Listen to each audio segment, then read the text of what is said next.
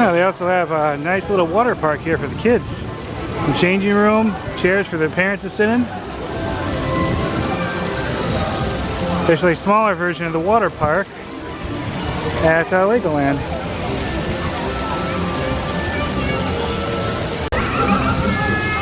In case you're wondering, this is called Muddy Puddles Splash Pad. I'm assuming that's included. Lots of places for the kids to get wet and play in the water. So it goes all the way over there. I'll show you the whole thing.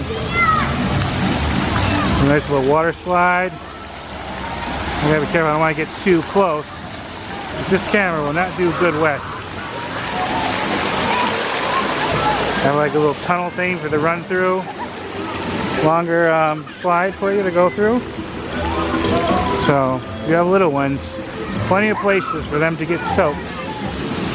Oh, that's like the Joker soaker at LEGOLAND Florida. They have like a big bucket thing that pours too over there. So a lot of this is pretty similar to how LEGOLAND Florida is. I definitely see similarities in design.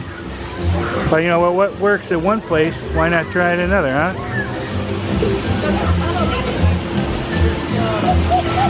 Awesome.